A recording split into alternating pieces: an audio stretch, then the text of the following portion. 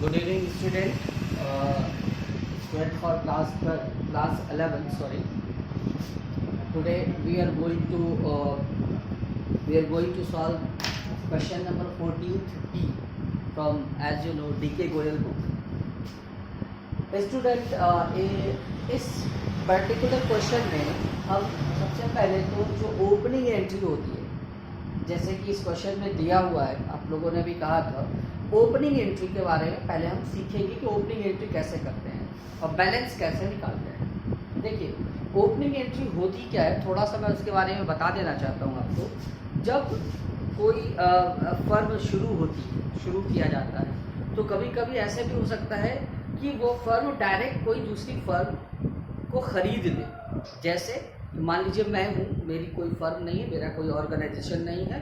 अगर आप में से कोई शॉप ही करता है, फर्म का मतलब शॉप से भी आप समझ सकते हैं, शॉप है, अब वो आप बंद करने जा रहे हैं, वाइंड अप करने जा रहे हैं, तो मैंने कहा कि ठीक है, आप अपनी चीज़ें हमको बेच दो। तो जब हम आपकी चीज़ों को ख़रीदते हैं, या फिर आप 12th में या फिर ग्रेजुएशन में कुछ सब्जेक्ट्स, कुछ ऐसा चैप्टर पढ़ेंगे जिसमें होल्डिंग कंपनी, सब्सिडरी कंपनी के बारे में जानकारी आपको मिले, उसी के बारे में थोड़ा सा मैं बता रहा हूँ। जब कोई कंपनी या कोई फर्म किसी दूसरे फर्म को खरीदती है तो उसके एसेट्स और लाइबिलिटी, हमने आपको एक वीडियो में एसेट्स और लाइबिलिटी क्या होता है दोनों बताया।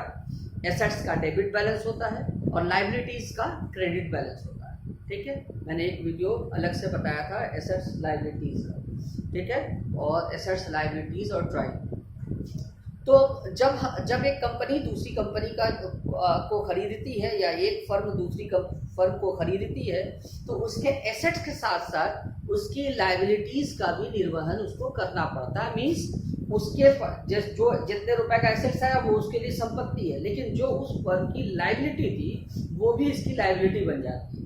ठीक है, जैसे इस क्वेश्चन में कहा, following was the position of Harish and Company as on 1st April 2017. Cash in hand 10,000, cash at bank 16,800, furniture 8,000 और stock 50,000.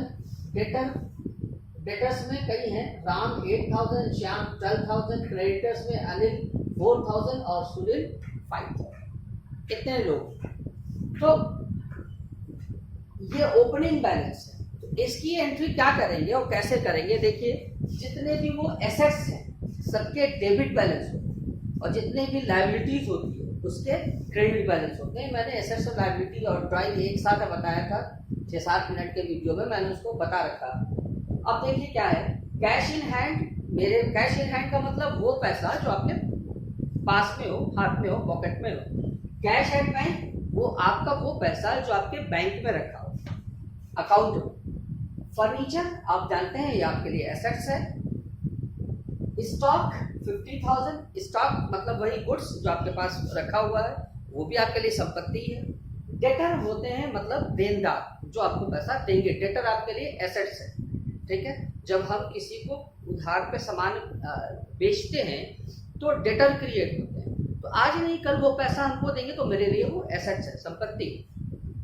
फिर डेटर्स में दो हैं, एक राम है जिसे 8,000 लेना है, एक श्याम है जिसे 12,000 लेना है।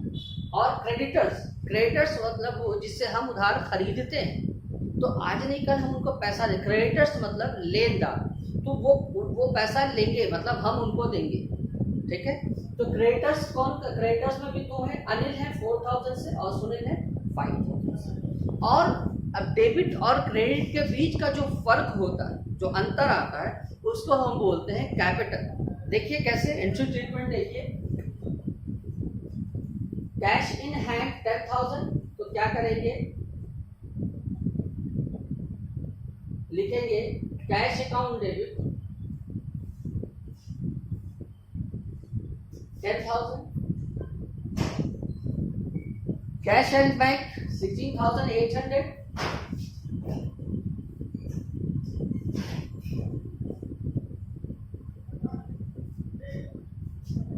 फर्नीचर 8,000,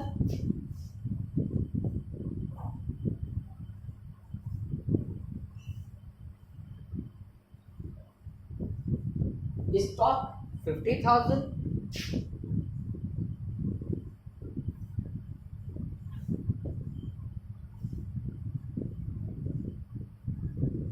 देखिए एक स्टॉक दो होते हैं, एक ओपनिंग स्टॉक, एक क्लोजिंग स्टॉक, बट एंट्री में आप स्टॉक लिख सकते हैं। चलिए आगे आपको पता चलेगा।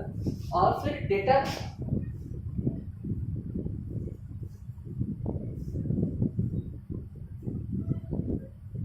$8,000 और $12,000, $20,000, ठीक है। टू क्रेडिटर कितने, 4 और 5, 4, 5, 9,000।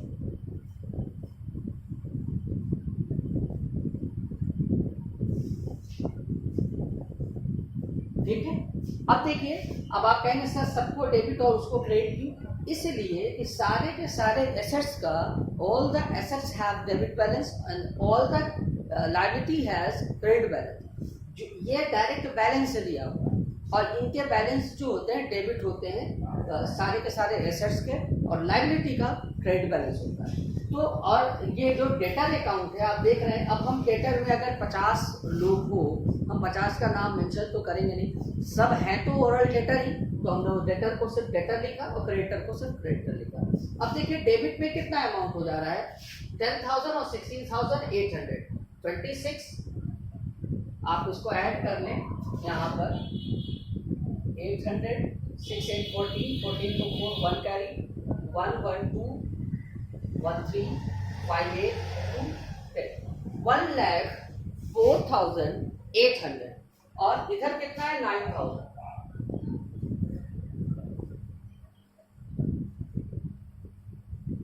मीन्स 95,800 जो आया उसको बोलेंगे टू कैपिटल।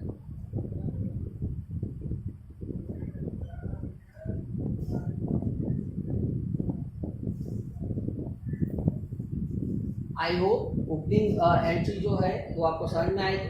इतना सही करना है, याद रखिए। पहले इसको देख के जज कीजिए, एसेट्स क्या है, संपत्ति, और लायबिलिटीज क्या है, जो आपकी रिस्पॉन्सिबिलिटी मीन्स दायित्व। अब बढ़ते हैं, अगला है received a cheque from Ram in full settlement after deducting 5% cash discount.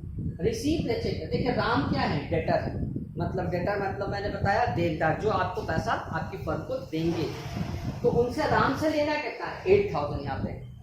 और कह रहे हैं received a cheque from Ram in full settlement of after deducting 5% cash discount. तो फुल सेटलमेंट, अब देखिए ऐसे,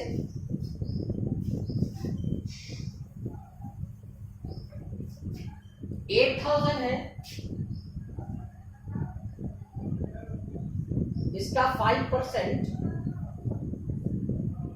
400, मतलब इनको फुल सेटलमेंट में पैसा कितना मिलेगा, पैसा मिलेगा 5% घटाने के बाद 7,600। लेकिन देखिए जब भी आपको याद रखिएगा ये चीज, जब भी ये कहे कि चेक की बात है, ये चेक दिया है, इसको समझिएगा।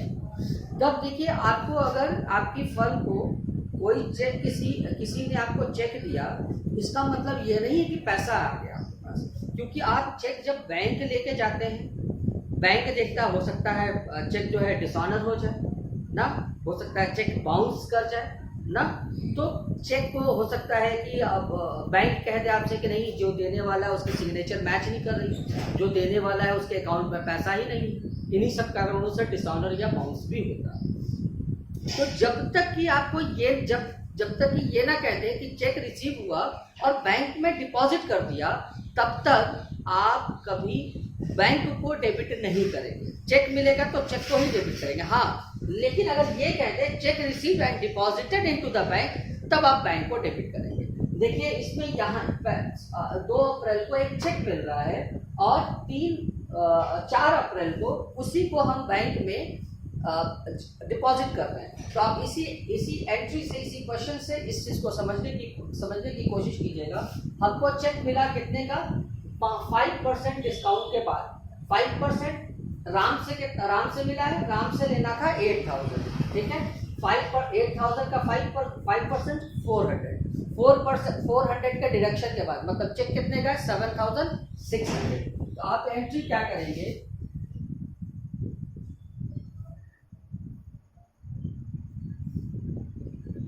चेक अकाउंट डेबिट और आपको जिससे 8,000 मिल रहा था, जिससे आपको 8,000 रुपीज मिल रहा था, उससे आपको कितना मिलेगा? 7,600। तो ये 400 डिस्काउंट आपने अलाउ किया, आपके लिए लॉस है, तो आप डेबिट करेंगे। डिस्काउंट अलाउ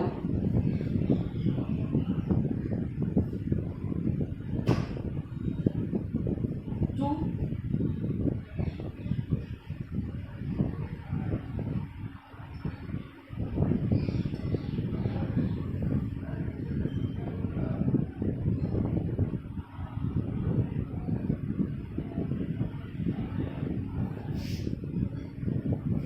ठीक है। अब ये एंट्री इतनी हो गई है, क्योंकि इस पहले वाले ट्रांजैक्शन में जो अप्रैल 2 का है, उसमें सिर्फ और सिर्फ यही कहा गया है उस ट्रांजैक्शन में कि आपको चेक मिला 5% के डिडक्शन के बाद। अगला क्या कह रहे हैं, 4 तारीख को deposited the above cheque into bank. Above cheque मतलब 7,600 का जो चेक है वो आप बैंक में जमा कर रहे हैं। तो आप एंट्री क्या करेंगे, अब पैसा बैंक में जाएगा, आपके बैंक अकाउंट डेबिट। तो अब तो राम को तो ऑलरेडी हम क्रेडिट कर रखे हैं, तो करेंगे क्या, चेक अकाउंट जो खोल रखा था उसको हम बंद कर देंगे।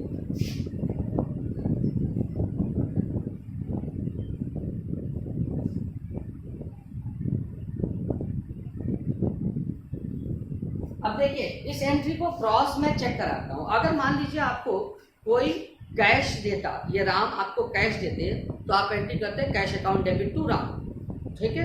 अगर इससे पिछले के क्वेश्चन में आपने अभी तक यही जाना था, कैश की जगह अगर चेक में पैसा मिले तो कैश की जगह बैंक लिख देते हैं, तो आप एंट्री कर देते हैं bank account debit to Ram, ठीक, sorry bank account debit discount account debit to Ram, क्योंकि इसमें 5% का कैश डिस्काउंट भी है। Got it. अब इसमें देखिए चेक यहाँ पे डेबिट हुआ और चेक यहाँ पे क्रेडिट हुआ, 7,600 से डेबिट और 7,600 से क्रेडिट। हमने आपको कई बार बताया, कोई भी अकाउंट जितने रुपए से डेबिट और उतने ही रुपए से अगर क्रेडिट हो जाए तो अकाउंट बंद हो जाता है, ठीक है। बचा क्या, एक bank debit discount allowed debit to Ram's account, bank में 7,600, डिस्काउंट भी डेबिट हुआ 400 से, मतलब दोनों को मिला दे तो टोटल डेबिट साइड में 8,000 टू राम्स 8,000 फुल सेटलमेंट, ठीक है। आप इसी को जो बातें भी मैंने बताई ये 2 एंट्री को रिवाइज करके भी देखिएगा, वही बात वही है, कितनी बार में आपको समझ में आती है, इट्स अप टू यू।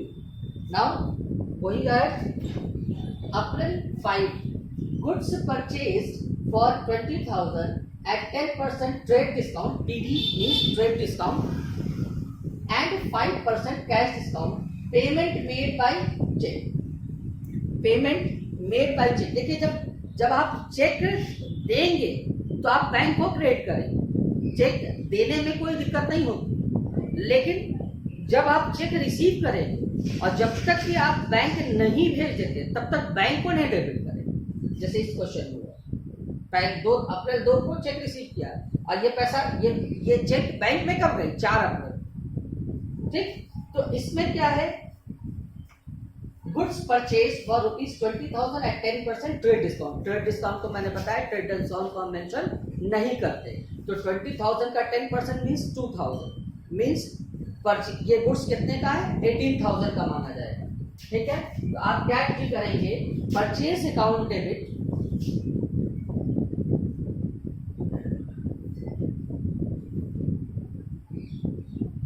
अब देखिए 18,000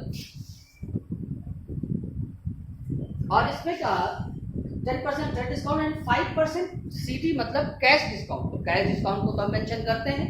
तो 18,000 का 5% देखिए मैंने बताया आपको सिंपली 10% हो जाएगा 1,800, ठीक है। तो 5% 900। क्या आप कैलकुलेशन थोड़ा फास्ट कीजिए, अकाउंट्स के स्टूडेंट के लिए बहुत ही जरूरी होता है कि आपका कैलकुलेशन थोड़ा एक जनरल एक स्टूडेंट से थोड़ा तेज होना चाहिए, ठीक है। तो कितना आ गया 900। तो 2 अब परचेज आपने किया 18,000 का और 900 कम देंगे तो ये 900 आपके लिए क्या है, डिस्काउंट रिसीव है, आपके लिए फायदा है, all the profit and gains are credited. तो 2 चूंकि आपने चेक से पेमेंट किया तो बैंक,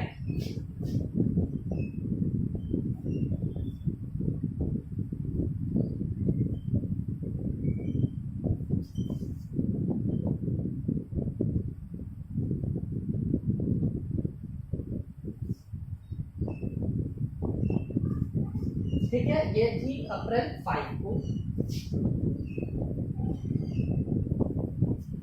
ठीक है। Received a cheque from Shyam for ₹3,860, discount allowed 150, cheque deposited into bank on same day. एक चीज याद रखिए, डिपॉजिटेड ऑन सेम डे दिया है यहाँ पर। जब अभी मैंने बताया जब उसी दिन आप चेक को डिपॉजिट कर देते हैं बैंक में, तब आप एंट्री, चेक जरूरी नहीं कि चेक को मेंशन करें, तब आप बैंक को डेबिट कर सकते हैं। आपको चेक मिला है कितने का, 3,860 का, और डिस्काउंट अलाउड, तो आप क्या एंट्री करेंगे, तो चेक मिलता है तो बैंक को डेबिट करते हैं। चूंकि बैंक को कब डेबिट करते हैं, जब उसी दिन सेम डे पे डिपॉजिट कर देते हैं, तो यहाँ होगा बैंक अकाउंट डेबिट, क्योंकि सेम डे को डिपॉजिट कर दे रहा है। डिस्काउंट अलाउड, क्योंकि 3,860 का चेक मिल रहा है और 140 का आप अलाउड कर रहे हैं, तो आपके लिए एक वो है घाटा है मीन्स, तो all the expenses and losses, loss है तो लॉसेस को डेबिट कर दें।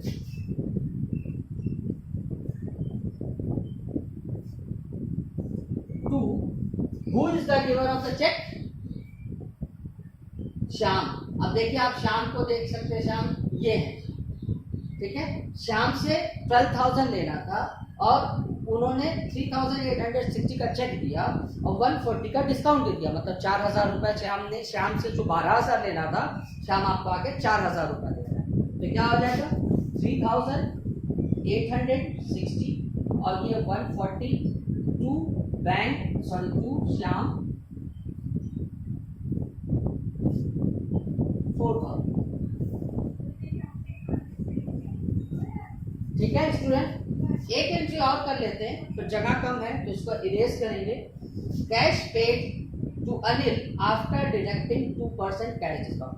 अब देखिए आप कहेंगे cash paid to Anil, Anil को कैसा पे करना है, क्या पे करना है, कितना पैसा पे करना है, थोड़ा सा अपनी एंट्री पे चलते हैं। अनिल से, अनिल क्रेडिटर है, क्रेडिटर मतलब लेनदार जो आपसे पैसा लेंगे, तो अनिल को अनिल आपसे कितना लेंगे 4,000, और लिखा है 2% का कैश डिस्काउंट के बाद उनको पे कर दिया, तो 4,000 का 2% होगा 80 रुपीज। आप कैलकुलेशन करना सीखिए, फिर से मैं बता दे रहा हूँ, 4,000 इंटू 2 बाई 100, 2 जीरो हटा दीजिए, 40 इंटू 80 रुपीज। मतलब जो अनिल को 4,000 आपको देना था, आप देंगे 3,920 रुपीज। तो क्या एंट्री बनेगी 10 तारीख को,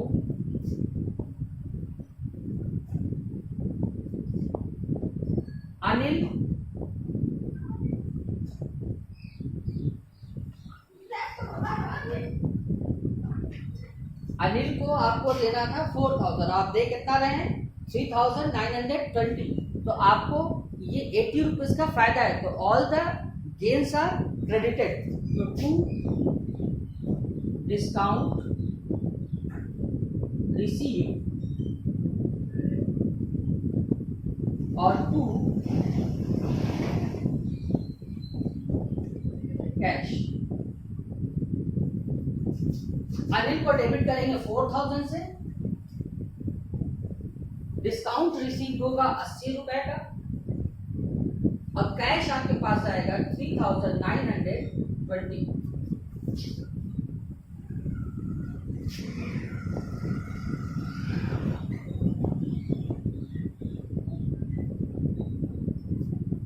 स्टूडेंट ये अब नेक्स्ट पेज पे से आप कॉपी पे कर रहे हैं, अगर जगह भर गई तो आप नेक्स्ट पेज पे जब इसके टोटल को ले जाते हैं तो आप क्या लिखते हैं, total CF means carried forward. Student, we have a sort of places here on the board, so I am going to pause the video and let me first erase, then after we will solve it.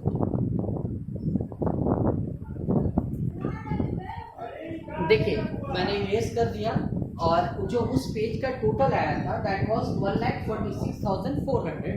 अब हमने यहाँ तक की entry हम लोगों ने कर लिया था, cash pay to Anil after deducting 2% सी कैश। नेक्स्ट है ओल्ड फर्नीचर सोल्ड फॉर ₹800। जब आप फर्नीचर सेल करेंगे तो जाहिर सी बात अगर किसी को उधार बेचता तो नाम देता, नहीं दिया इसका मतलब पैसा मिला, तो cash account debit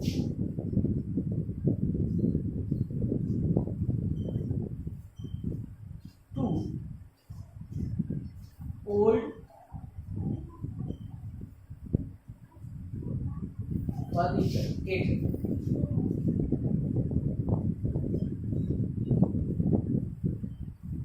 got it. Next है sold goods to Shiv Prasad of the list price 10,000 at trade discount of 15%। अब देखिए, sold goods to Shiv Prasad of the list price 10,000 at a trade discount of 15%। मैंने बताया कि होता क्या है कि हम ट्रेड डिस्काउंट को मेंशन नहीं करते हैं, तो ये जो 10,000 का सामान है उस पर 15% का ट्रेड डिस्काउंट डिडक्ट कर दीजिए, तो 10,000 का 15% आएगा 1,500 रुपीज। तो क्या हो जाएगा, सोल्ड गुड्स। देखिए कहीं पे भी ये नहीं दिया है कि नकद में बेचा है और नाम मेंशन है, तो आप इसको क्रेडिट सेल मानेंगे।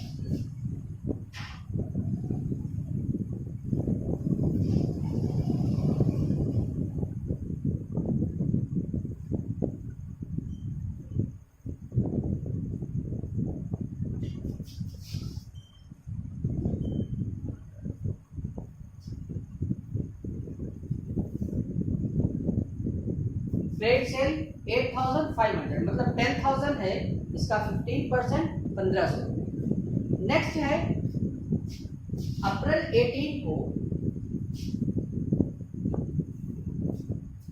Shiv Prasad return goods of list price 1,000। देखिए यहाँ तक अक्सर लड़के कंफ्यूज हो जाते हैं कि लिस्ट जब देखिए जब आप उनको सेल कर रहे हैं तो वो लिस्ट प्राइस कितना है 10,000, तो 10,000 को डिडक्ट करके सेल कर रहे हैं आप उनको ना, मतलब आप 1,000 रुपए का सामान बेच रहे हैं उनको, तो उसका 15% मीन्स 150 आप कम ले रहे हैं, ठीक है। तो जब वो रिटर्न करने आएंगे 1,000 रुपए का सामान लेकर के, तो आप 1,000 का तो मानोगे नहीं, कहोगे घटा के दिए 50%, तो घटा के ही रिटर्न करेंगे।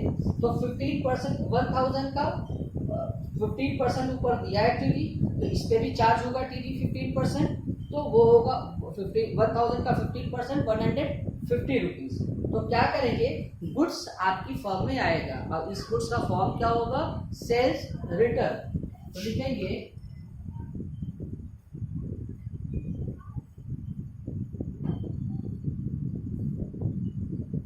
टू शिव प्रसाद।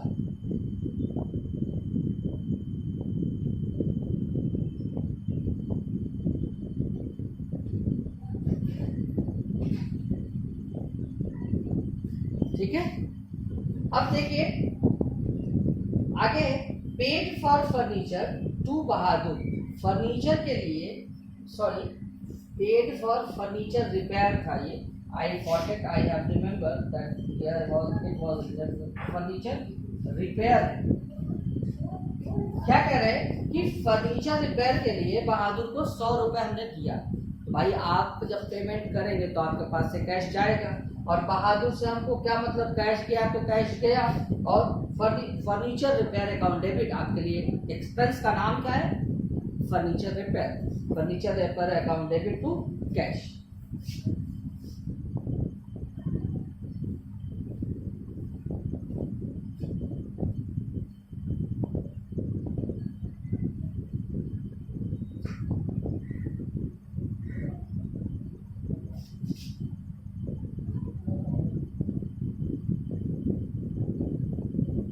देखिए ये अप्रैल 20 तक की एंट्री है, और इधर के तरफ भी जगह की कमी थी, इसलिए आगे की एंट्री लिखने दीजिए मुझे।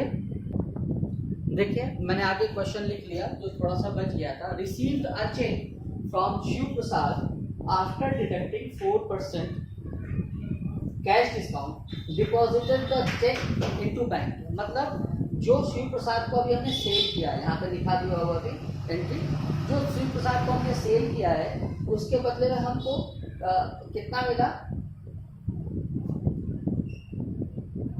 4% के कैश डिस्काउंट के बाद, 4% कैश डिस्काउंट डिडक्ट करने के बाद जो भी पैसा मिला और हमने उसको उसी दिन बैंक में भेज दिया। तो अब देखिए लेना कितना है, इनसे मिलना कितना है।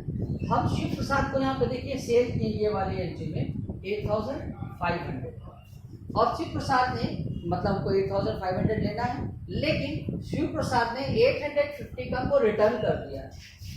850 का जब सामान रिटर्न कर दिया तो उसको भी डिडक्ट करेंगे 6750। अकाउंटिंग ट्रीटमेंट से देखिए शिव प्रसाद कितने रुपए से डेबिट है 8500 से, कितने रुपए से क्रेडिट है 850 से। तो जब उसको में से इसको घटा देंगे तो टोटल डेबिट कितने रुपए से, डेबिट मतलब डेटर कितने रुपए से मिल जाएगा, दैट इज 7650 और इसका 4% इन्होंने घटाया है।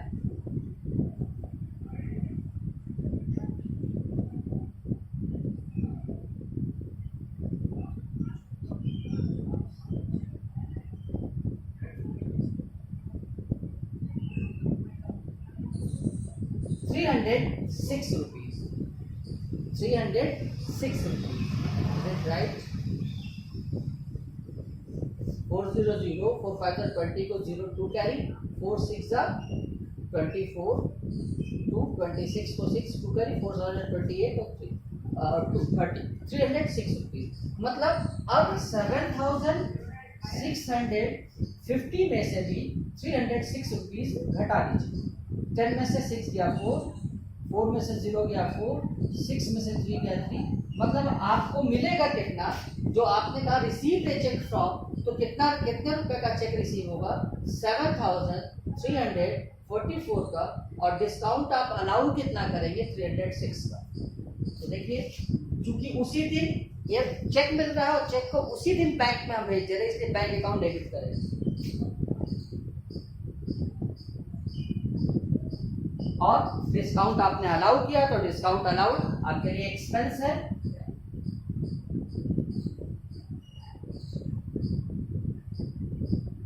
टू शिव प्रसाद,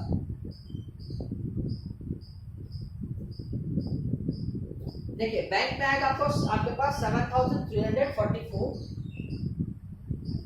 डिस्काउंट 306 का, और शिव प्रसाद क्रेडिट होंगे 4 6 10 को 0 1 कैरी 1 4 5 3 3 6 7650। अब आपको देखना है कि इस एंट्री को रिवर्स चेक करना है, क्रॉस चेक। देखिए शिव प्रसाद डेबिट कितने से 8500 से ओवरऑल, और क्रेडिट यहाँ पे कितने रुपए से हैं 850 से,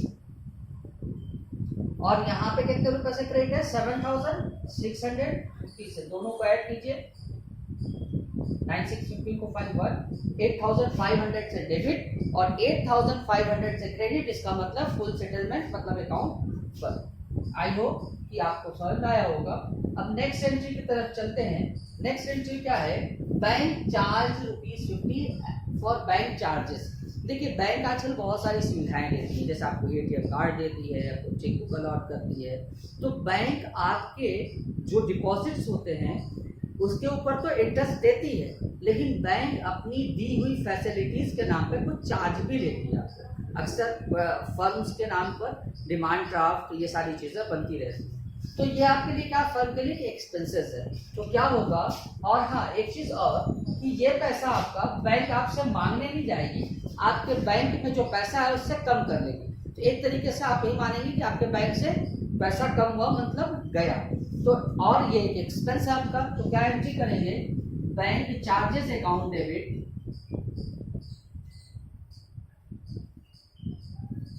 to bank.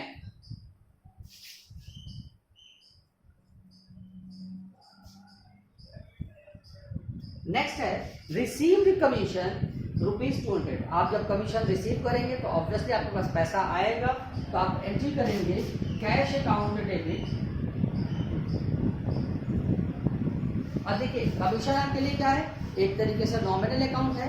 All the profit and loss, all the losses and expenses are debited, all the profit and gains are credited। तो आपको कमीशन रिसीव्ड हुआ है, तो मतलब आपको फायदा हो रहा है। तो all the profit and gains are credited, तो क्रेडिट कीजिए इसको।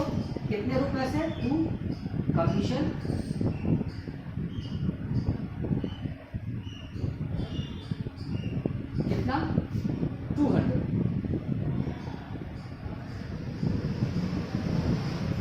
अब आप यहाँ पे ग्रैंड टोटल कर सकते हैं।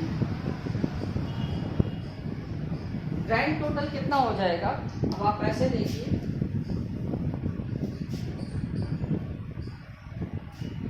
800 और 500, 1300 ऐसे तो नहीं हो पाएगा, एक एक डिजिट जोड़ते हैं, 0 ये वाला छोड़ देते हैं अभी। चलिए, आई होप आपको ऐड करने आता है, वीडियो झूठ मूठ का लंबी होगी, ऐड करने आता है, आप ऐड कर सकते हैं। That's all. This was question number 14B from DK Goyal book. Okay, that's all for tomorrow.